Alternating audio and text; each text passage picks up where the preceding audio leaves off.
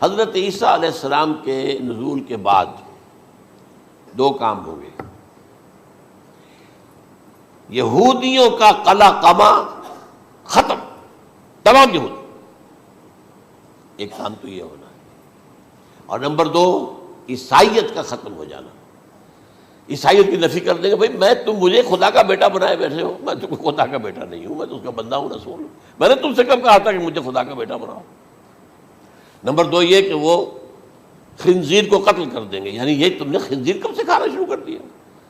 میں تو تم کو نکاح اجازت دے کر گیا تھا.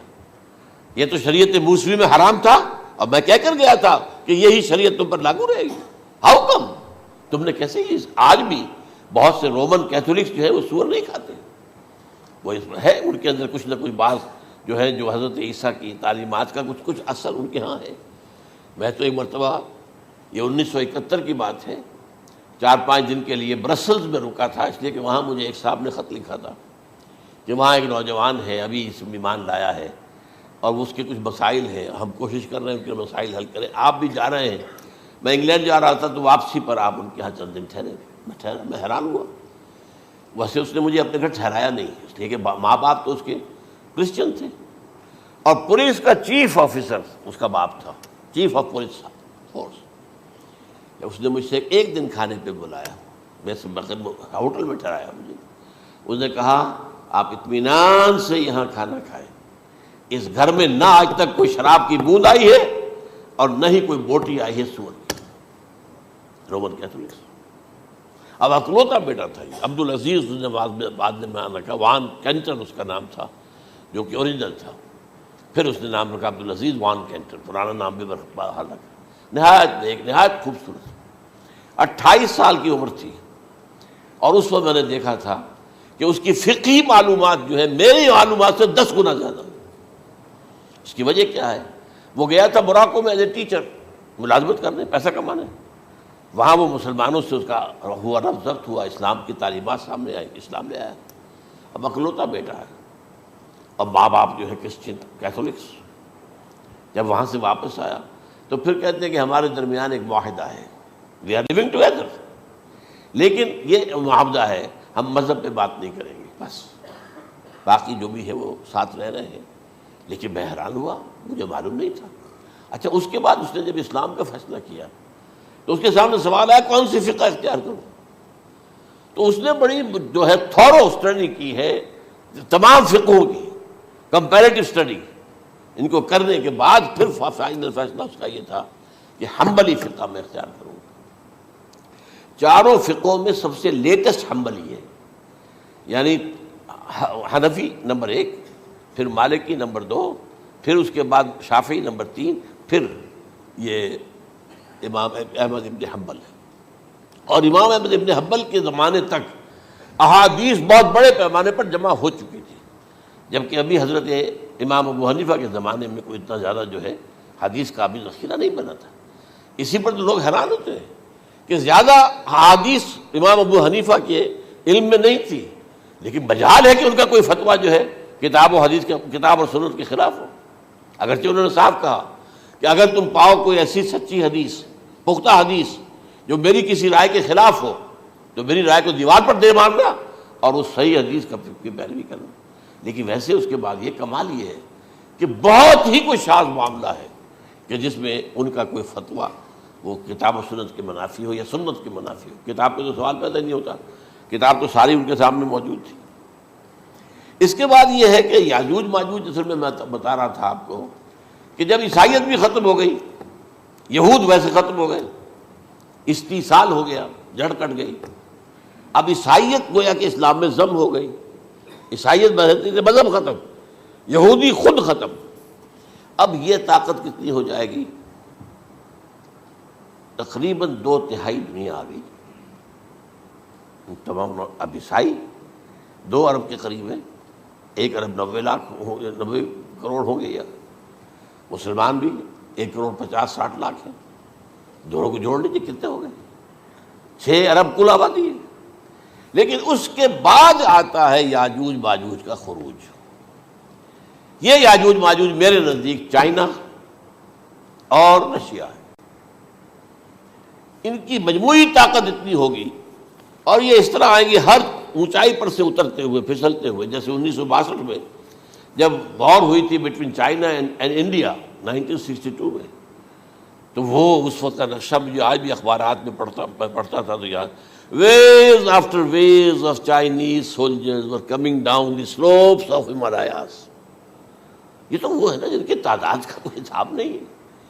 اور رشیا اور یہ مل کر جو ہے, میرا اندازہ یہ ہے کہ جب پہلے ملحمۃ العظمیٰ ہوگی وہ عیسائیوں اور مسلمانوں کے درمیان, اس وقت یہ دونوں پاورز نیوٹرل رہے گی, لیکن غالباً یہ بات طے کر لیں گی کہ ویپنز آف ورلڈ جو ہے ماس ڈسٹرکشن یہ استعمال مت کرنا. اگر یہ ویپنز آف ماس ڈسٹرکشن استعمال کرو گے تو ہم میدان میں آ جائیں گے. اس میں وہ جنگ جب ہو چکے گی, پھر حضرت عیسیٰ کو فتح حاصل ہو جائے گی, اور پھر یہ کہ یہودیت ختم ہو جائے گی, عیسائیت بطور مذہب ختم ہو کر اسلام میں ضم ہو جائے گا, پھر وہ 40 برس کا عہد حکومت ہے حضرت عیسیٰ علیہ السلام. لیکن جب یہ فتح ہو جائے گی ان پر, اب یاجوج ماجوج آئیں گے اور اتنی تعداد میں آئیں گے کہ بحیرہ طبریہ جو ہے اس کا سارا پانی پی جائیں گے. یہ تو اگر آپ کو کبھی اندازہ ہو یا کوئی آپ جانیں ان لوگوں کو جو ان چینیوں سے واقف ہیں, وہ کہتے ہیں زمین پر ہلتی ہوئی کوئی چیزوں سے وہ چھوڑی چھوڑ کے کھا جائیں گے. جہاں وہ جاتے ہیں ایز اے لیبرر, وہاں کے جو سارے کتے ہیں ختم, ساری بلیاں ختم, ہر شے, وہ جو سانپ کھاتے ہیں, ہر چیز کھاتے ہیں.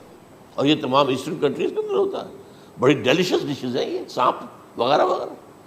اور یہ جس طرح کھا جائے, پانی پیا, ایک قطرہ نہیں رہے گا اس پر. تو پھر جو ہے اللہ تعالیٰ اس وقت جو ہے اس میں ایک ایسی بیماری پیدا کرے گا, یہ سب مر جائے. یہ معجزے سے ہوگا, یعنی ان کے اوپر فتح جو ہے وہ عام لڑائی کے ذریعے سے نہیں ہوگی, بلکہ اس کے اوپر فتح جو ہوگی وہ اللہ تعالیٰ سے بوجھ, ایک بیماری پیدا ہوگی, سب مر جائے گا. اور اس کے بعد اللہ تعالیٰ ایسے پرندے بھیجے گا بڑی لمبی لمبی گردنوں والے, وہ ان سب کو کھا جائیں گے. جیسے ہمارے ہاں گدھ ہوتے ہیں وہ ان کو صاف کر دیں گے. ورنہ تو یہ ہے کہ پوری دنیا کے اندر جو بدبو اور جو پیدا ہوتا معاملہ اس سے, تو اس نوع انسانی کی بقا ممکن نہیں تھی. ان کے خاتمے کے بعد پھر یہ ہوگا کہ حکومت اسلامی جو ہے پوری دنیا میں حضرت مسیح علیہ السلام کی ہوگی. 45 برس وہ رہیں گے, اسی میں وہ کہلن بھی آ جائے گا, وہ فی المہد و کہلن جو میں نے شروع میں بیان کیا تھا. اسی میں پھر یہ ہے کہ وہ شادی بھی کریں گے, ان کی اولاد بھی ہوگی, اور پھر ان کا انتقال ہوگا تو حضرت حضور صلی اللہ علیہ وسلم کے حجرے میں, وہیں پر جہاں حضور اور ابو بکر اور عمر رضی اللہ تعالیٰ عنہم دفن ہیں, وہیں پہ ان کو دفن کیا جائے گا. اور قیامت کے دن حضور فرماتے ہیں کہ میں اور یہ تینوں ساتھ نکلیں گے. تو یہ ہے حالات و واقعات. بہرحال اس میں یہ ہے کہ یہ نوٹ کر لیجئے کہ جہاں تک ہمارے ہاں آج کل کا معاملہ ہے, میرے نزدیک میں یہ کہنے پر مجبور ہوں, جو رفع و نزول مسیح کو نہیں مانتا وہ کم سے کم منکر حدیث ضرور ہے. میں اس سے کم کا فتویٰ نہیں دے سکتا. اب یہ ہے کہ جو لوگ مہدی کو نہیں مانتے ان کا معاملہ میں مختلف سمجھتا ہوں. چند منٹ لے رہا ہوں آپ کے, اور اس لیے کہ ان کی حدیثیں صحیحین میں نہیں ہیں, بخاری مسلم میں نہیں, اور یہ کہ بہرحال ان کا معاملہ جو ہے وہ ایسا نہیں ہے حضرت عیسیٰ کا. حضرت عیسیٰ کے آنے کا جو کچھ ہوگا وہ تو میں نے آپ کے سامنے بیان کر دیا.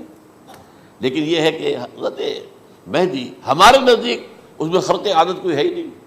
جیسے ہر صدی کے مجدد ہوتے ہیں, آخری صدی کے مجدد وہ ہوں گے, اور میرے نزدیک یہی آخری صدی ہے, اور اسی میں حضرت مہدی کا ظہور ہو جانا.